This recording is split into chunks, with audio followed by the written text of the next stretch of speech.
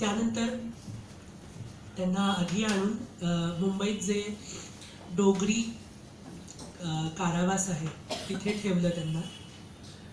तिथे त्यांना भेटायला त्यांची बायको आली. तर दोन्ही हातात बेड्या, पायात बेड्या असे होते आणि बायकोला बघून हसले, म्हणाले काय आता आम्ही चतुर्भुज झालो आहे, दोन्ही हात पाय जखडलेले.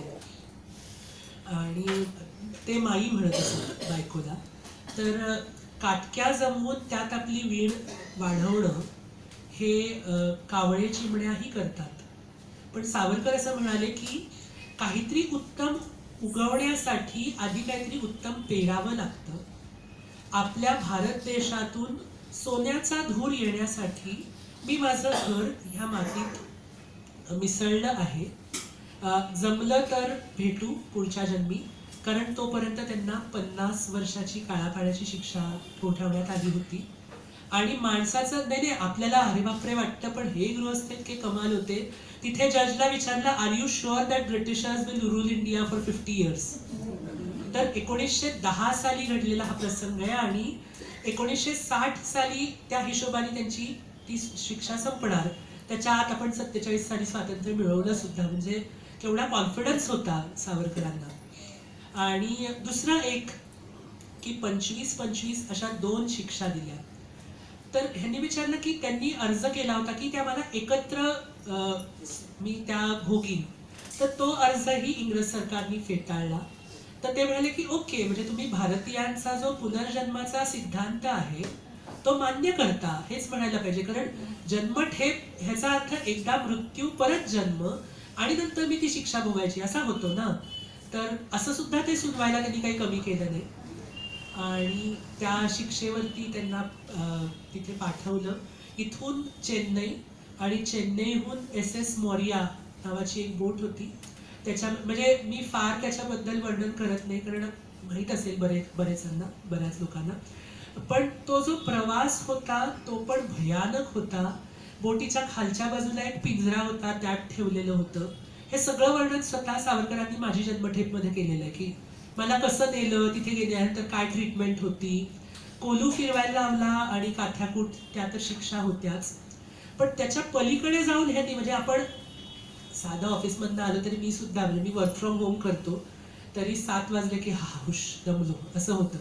पण हे या स्टेटमध्ये असून त्यांनी तिथे परत कार्य केलं की लोकांना सांगितलं की तुम्ही फळं आणि अशा गोष्टी मागवू नका, पुस्तकं मागवा.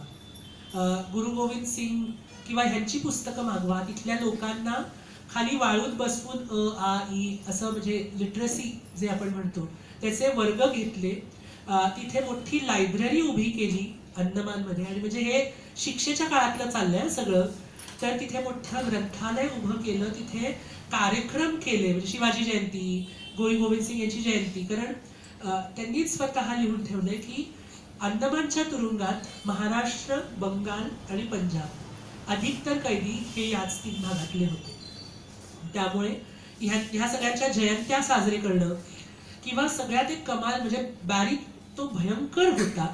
पण सावरकरांना माहित होतं की हा जेलर आहे, ह्याच्यावरती एक अजून अधिकारी आहे जो सुप्रिटेंडंट आहे. तो आला की भूक हरताळ करायचे, कारण तिथे भयानक पद्धतीचं अन्न दिलं जायचं. आणि 4 असे हरताळ यशस्वी करून तिथल्या लोकांचं जे खाणं होतं ते सुधारलं. म्हणजे त्यांना पानामध्ये झुरळ बिरळ वाढलं जायचं, इतकं भयानक होतं. तर ते बदल करून दाखवले. त्यानंतर अजून एक मोठं कार्य म्हणजे ते महाकवी नंतर पात्रतेला गेले. तर त्यांना भयंकर काय काय सुचायचं. कुठे लिहिलं, हातात बेडी होती, तर बेडीनी ज्या तुरुंगाच्या भिंती होत्या त्यावरती लिहायचे. एक दिवस असंच ह्याची खिजवायला म्हणून बॅरी आला. त्याला सांगितलं की ही जी भिंत आहे ना, ह्याला डांबर लावून टाका. त्यांना काहीतरी, म्हणजे सावरकरांना हे करायचं आणि मग मी ह्यांना त्रास देईन, असंच तो विक्षिप्तच होता. कारण तर झालं, सगळे शांतपणे बसले. झालं, थँक्यू. का थँक्यू? नाही, मला अजून काय काय सुचत होतं. तर ते लिहायला जागा कमी पडत होती. तर विचार करत होतो कुठे लिहू आता. तर तुम्ही माहिती माझी सोय करून दिली, आता इथे लिहितो. आणि आपण वर्णन जर का ऐकलं असेल तर ती 11x7 ची कोठडी, त्याला डबल दरवाजा होता, त्याच्या समोर फाशी देण्याची म्हणजे जिथे फाशी दिली जायची तेच ठिकाण होतं. म्हणजे थोडक्यात ह्यांना मेंटली डिस्टर्ब करणं हाच इंग्रज सरकारचा हेतू होता. आणि ते पूर्ण जाणून होते की ह्यांचा हेतू काय आहे, मला इथे का ठेवलंय, की थोडक्यात भारत देशाचं मी सेवा करू नये, त्याच्यापासून मला तोडावं, म्हणूनच तिथे अंदमानला पाठवलं होतं. अजून एक मोठं कार्य जे सावरकरांनी तिथे केलं, आणि म्हणजे असं असायचं की टॉयलेट, वॉशरूम ते सुद्धा रात्री जर का लागली तर तिथेच करायची, कोणी बाहेर देत नव्हते. आणि मग ती स्वतः क्लीन करायची. ते सगळं भयानक होतं, पण तरी सगळ्याला हे गृहस्थ पुरून उरले आणि त्या जोडीने तिथे वेगवेगळे रिफॉर्म्स करून दाखवले. तिथे अशी उभी बेडी, आडवी बेडी अशा भयानक, म्हणजे 7 दिवस भिंतीला बेड्यांनी लटकवून ठेवायचे.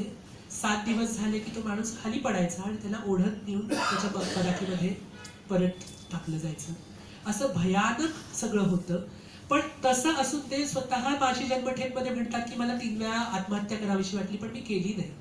कारण मनामध्ये एक भावना प्रचंड होती की हे मातृभूमी तुझला मन वाहियले, मला काय जे करता येईल कार्य ते या मातृभूमीसाठी करायचं आहे, त्यामुळे इतक्यात मी आत्महत्या करणार नाही, कम व्हॉट मे. तिथे अजून एक प्रसंग वर्णन करतो आणि मग पुढच्या त्यांच्या भागाकडे जातो. कितपत वेळ आहे मला कुणी जरा अंदाज देईल का, म्हणजे किती वाजलेत काय? अरे बापरे, एवढे वाजले का? मग कारण 1.25 तास 1.5 तास असं म्हणून एवढाच वेळ आहे माझ्याकडे.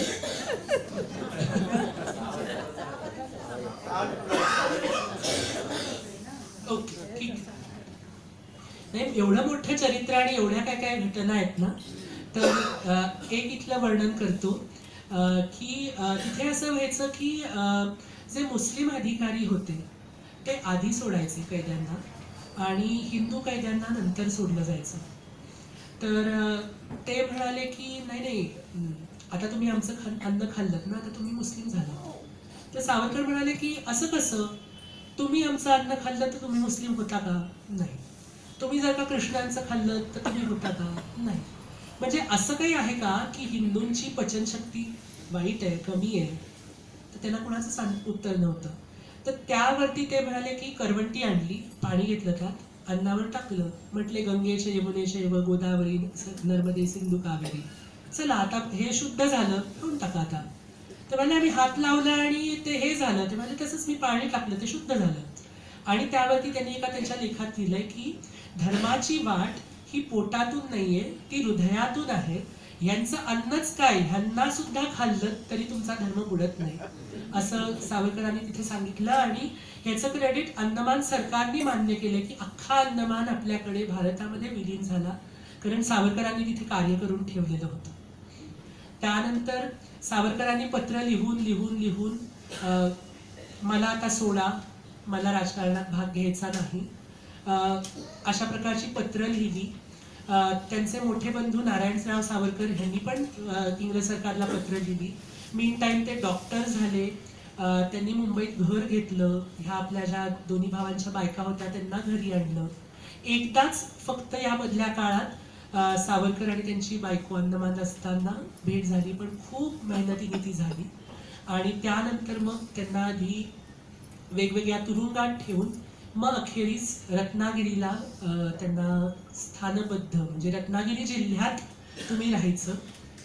एक कौतुक मला स्वतःला असं वाटतं की मी पण त्या, म्हणजे माझं जे मूळ गाव आहे ते पण रत्नागिरीतला मागजन नावाचं आहे, त्यामुळे मला जरा छान वाटतं की आपण तशी काहीतरी कनेक्शन आहे असं. आणि इथे सावरकरांवरती अट अशी होती की तुम्ही राजकारणात भाग घेणार नाही आणि रत्नागिरी जिल्ह्याच्या बाहेर जाणार नाही. तर सावरकरांना लोकांनी म्हटलं की अहो आता तुम्ही काय करणार? तर ते म्हणाले की नाही, पण आपण एवढंच मान्य केलंय ना, मी बाहेर जाणार नाही, ज्याला कुणाला मला भेटायचं असेल तो इथे येऊ शकतो. आणि त्या पद्धतीने भगतसिंग खूप मंडळी तिथे येऊन त्यांना भेटली. तिथे त्यांनी हिंदू धर्म म्हणजे नक्की काय, मुळात धर्म म्हणजे काय. कारण धर्माचं रिलिजन हे योग्य ट्रान्सलेशन नाही. धर्म म्हणजे एक पद्धत, वाट. नदी जी असते ती डोंगरातून वाहत समुद्राला मिळते, हा तिचा धर्म झाला. आज म्हणजे मला सर्दी खोकला झालाय, पण तरी मी इथे येतो सांगितलं आहे, शब्द दिलेला आहे, त्यामुळे इथे मी येणं हा माझा धर्म झाला.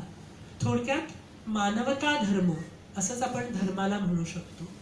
आणि दुसरं हिंदू, तर हिंदूचं त्यांनी हिंदुत्व असा एक त्याची व्याख्या दिली की त्या काळात सिंधूपासून सिंधू सागरापर्यंत ह्या भूभागात जे लोक राहतात आणि जे ह्या भूमीला आपली पुण्यभूमी आणि पितृभूमी मानतात ते सर्व हिंदू आहेत. केवढा मोठा विचार आहे. म्हणजे ज्याला आपण नॅशनल प्राईड असं भावना निर्माण करणारं हे त्यांचं म्हणणं आहे. आणि आज जरी आपण भारताची कॉन्स्टिट्यूशन उघडून त्याचं पहिलं प्रिॲम्बल वाचलं तरी ते हेच म्हणतं की we the people of India. म्हणजे थोडक्यात त्यांना असं म्हणायचं होतं की हिंदुत्व म्हणजे भारतीय, असा एक विचार त्यांनी मांडला. तिथे सिंधुबंदी, बेटीबंदी, रोटीबंदी, स्पर्शबंदी अशा एकंदर 6 बंदी होत्या. म्हणजे आता फॉर एक्झाम्पल मी कोकणस्थ ब्राह्मण आहे. मला आपल्याला म्हणजे ब्राह्मणामध्ये 4च जाती आहेत मेन आपल्याला माहित असलेल्या, कोकणस्थ, देशस्थ, कऱ्हाडे आणि देवरुखी. पण आता ह्या कोकणस्थामध्ये सुद्धा अजून 2 पोटभाग आहेत, आपस्तंभ आणि ऋग्वेदी. तर आपल्याकडे अशा अनेक जाती आहेत की ज्या जन्माधिष्ठित आहेत आणि त्यात आपलं काहीच कौतुक नाही. मी आलो या जन्माला या जातीत, तर तिला बाजूला करा. आणि आपण सर्व, म्हणजे एक कविता आहे परत त्यांची की तुम्ही आम्ही सकल हिंदू बंधू बंधू, तो महादेवजी पिता आपुला, चला त्याला वंदू. तर अशा प्रकारचा विचार त्यांनी मांडला. तिथे म्हणजे की एकत्र भोजन करायचे किंवा इंटरकास्ट मॅरेजेस करायचे आणि त्याची पेपरमध्ये जाहिरात द्यायची की असं मोठमोठ्याने, आणि म्हणजे ह्यूज स्केल होतं ते सगळं.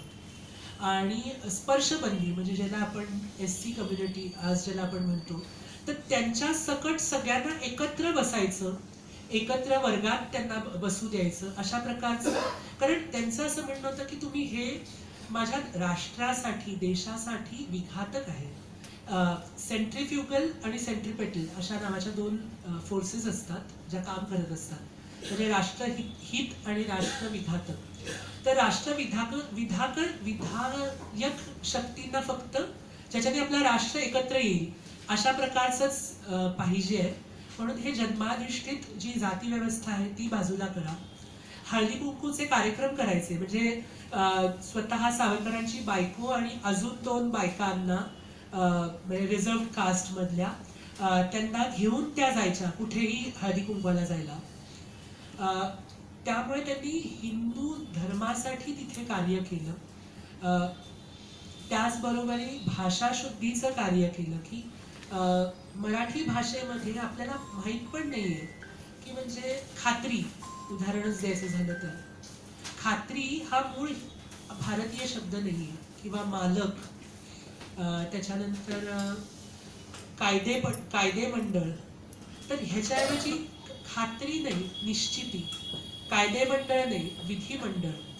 किंवा मालक नाही, स्वामी किंवा प्रभू असं म्हणावं. अर्थात प्रत्येक ते काय आपल्याला शक्य नाही. त्यांनी नवनवीन शब्द पण निर्माण केले. म्हणजे अगदी दिग्दर्शक, छाया दिग्दर्शक, कला दिग्दर्शक इथपासून पार विद्युत दाहिनी असा सुद्धा एक त्यांनी शब्द निर्माण केला की ज्यायोगे मराठी भाषा अजून समृद्ध आणि संपन्न झाली त्यांच्या या कार्यामुळे.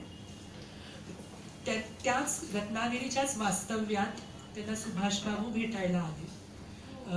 त्यांना सांगितलं की तुम्ही जर्मनी आणि जपान ह्याच्याशी तुम्ही त्यांच्याशी अलायन्स करा, तिथे जाऊन एक मोठी सेना उभी करा की जी भारतावरती बाहेरून आघात करेल आणि भारतातील ज्या मिलिटरी फोर्सेस आहेत त्या आतून आघात करतील. अशा पद्धतीचा त्यांनी सुभाष बाबूंसोबत प्लॅन बनवला. त्याप्रमाणे ते गेलेही, पण आपल्याला माहिती आहे की मणिपूर, कोहिमा तिथपर्यंत सुभाष बाबू आले आणि जपान हरलं सेकंड वर्ल्ड वॉरमध्ये. आणि काहीच उपाय उरला नाही आणि सुभाष बाबू शेवटी गेले, एवढंच आपल्याला माहिती आहे. पण ठीक आहे, तो प्रयत्न जरी फसला असला तरी भारतीय सेना दलाने ठरवलं की सावरकरांच्या नेतृत्वाखाली की आम्ही उठाव करतो आणि आम्ही ब्रिटिश अधिकाऱ्यांचे ज्या ऑर्डर्स आहेत त्या पाळणार नाही. याचा पुरावा आपल्याला जो इंडियन इंडिपेंडन्स ऍक्ट आहे की ज्याच्या अंडर भारताला स्वातंत्र्य मिळालं, तर त्याच्यामध्ये सुद्धा क्लायमेट ॲटलीनी असंच म्हटलंय की we are transferring powers to India. कारण तिथले मर्सनरीज म्हणजे हे जे नेव्ही, आर्मी, एअरफोर्स आहेत ते लोक आमचं म्हणणं, आमच्या ऑर्डर्स मानत नाही. आमच्याकडे भारतावरती इथून पाठवायला आता सैन्यदल उरलेलं नाही. त्यामुळे आम्ही आता हे भारताला स्वातंत्र्य देत आहोत. त्यानंतरच्या म्हणजे स्वातंत्र्यानंतरच्या त्या पुढच्या काळात म्हणजे एक संदर्भ असा की 37 सालापर्यंत स्वातंत्र्यवीर सावरकर रत्नागिरीत होते आणि त्यानंतर 37 सालापासून पुढे हे सगळं त्यांनी कार्य केलं की जिथे त्यांनी लोकांना सैन्य भरती व्हा असं पण सांगितलं की ज्याच्यामुळे हे पुढचा उद्योग सर्व करता आला. ते लोकांना असं म्हणजे शिवाजी पार्कवरच्या भाषणांमध्ये सुद्धा सांगत की आम्हाला बंदुका किंवा पिस्तूल ह्या चोरून मिळवायला लागत, लपून सगळं जमा करायला लागत होतं. पण ते इंग्रज सरकार आज तुम्हाला आपणहून शिकवत आहे, तर ते शिकून तरी घ्या, नंतर पिस्तुलीचं रोग कुठे वळवायचं ते आपण ठरवू. अशा प्रकारचं त्यांनी भाषणं देऊन लोकांना सैन्य दलात पाठवलं की ज्याच्या ह्या सगळ्यामुळे हे सगळे म्हणजे इंडियन मिलिटरी फोर्सेस भारतीय लोकांनी भरल्या आणि एक मोठा फॅक्टर आहे आपल्याला असं म्हणता येईल की ज्याच्यामुळे त्यांना आपल्या देशाला स्वातंत्र्य मिळालं. ते अखिल भारतीय हिंदू महासभेचे अनेक वर्ष अध्यक्ष होते. त्याच्या अध्यक्षपदावरून पण त्यांनी भाषणं केली आहेत. भारत स्वतंत्र झाल्यानंतर समृद्ध आणि संपन्न झाला पाहिजे, म्हणजे माझं राष्ट्र हे बलवानच असलं पाहिजे. आणि त्यासाठी त्यांचं असं म्हणणं होतं की देशाच्या ज्या बाउंड्रीज आहेत त्या तुम्ही ट्रीटीजनी लिहून आखू नका, तर त्या रक्तरंजित असू द्या आणि मग त्या आपण नंतर पाळू.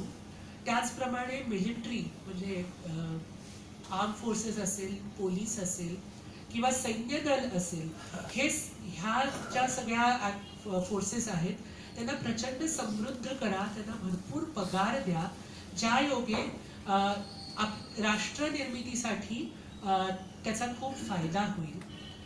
त्यांनी भारताचा म्हणजे त्यांचं अजून एक कॉन्ट्रीब्युशन, आता हे मी आधी आपल्यासमोर रत्नागिरीतलं मांडलं, त्यानंतर 37 साली ते मोकळे झाले, ते 37 ते 47 मांडलं आणि त्यानंतरच्या काळात भारताचा ध्वज कसा असावा, तर त्यावरती त्यांचं असं म्हणणं होतं की तो भगवा असावा, त्याच्यावरती एका बाजूला कमंडलू आणि एका बाजूला कृपाण असावं. कारण कृपाणाशिवाय कमंडलूला काही अर्थ नाही. अहिंसा ही शस्त्रसंपन्न राष्ट्रच अहिंसाचा पुरस्कर्ता असू शकतो. आज आम्ही भरपूर, आमच्याकडे सैन्य दल आणि सगळं सुसज्ज आहे, तुम्ही उद्या आघात केलात तर आम्ही त्याच्यावरती रिस्पॉन्ड करू, असं जे राष्ट्र म्हणतं त्याच राष्ट्राला अहिंसा म्हणण्याची म्हणजे ते म्हणू शकतं, असं त्यांचा अहिंसेबद्दल विचार होता. आपण जे म्हणजे ट्रायकलर, तर ते पटकन म्हणून गेले की हे मधलं अशोक आपण सगळेजण त्याला अशोक चक्र मानतो, पण ते पटकन म्हणून गेले की हे सुदर्शन चक्र असलेला जो माझा जो ध्वज आहे ट्रायकलर, तर त्यांनी पटकन त्याला अशोक चक्राच्या ऐवजी सुदर्शन चक्र म्हटलं. केवढा वेगळा विचार आहे. आणि त्यानंतरच्या काळात अर्थात त्यांना थोडं दुःखद होतं सगळं पोस्ट इंडिपेंडन्स. गांधीवधाच्या खटल्यात त्यांना आरोपी करण्यात आलं, अर्थात ते त्यानंतर सुटले. ते मुंबईतच राहत होते. पाय त्यांचा खूप अधू झाला होता असं म्हणतात आणि अखेरीस त्यांनी असं ठरवलं की 1 फेब्रुवारीपासून मी आता प्रायोपवेशन करणार. प्रायोपवेशन म्हणजे अन्न पाणी सगळं वर्ज्य करणार. का असं केलं असावं, तर 1966 साली भारताचं जे युद्ध झालं पाकिस्तान विरुद्ध, त्याच्यामध्ये प्रचंड दणकून विजय मिळाला आपल्याला आणि माझं राष्ट्र आता पॉवरफुल झालं आहे अशी त्यांना खात्री पटली असणार.